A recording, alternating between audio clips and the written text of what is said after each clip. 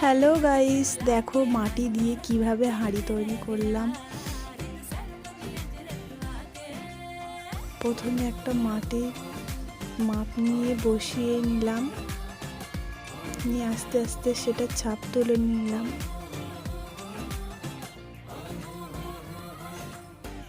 এবার এটা মাটিতে একটু ঠুকে নিতে হবে, নিয়ে ওটাকে বার করে নিতে হবে। এবারে দুটোকে অ্যাডজাস্ট করে নিতে হবে, আস্তে আস্তে পালিশ করে নিলে হয়ে যাবে। এবারে উপরের অংশটা কেটে নিয়ে হাঁড়ির মুখ তৈরি করে নিলাম। এবার এখানে একটু ফিনিশিং করে নিলে হয়ে যাবে আমাদের তৈরি মাটির হাঁড়ি।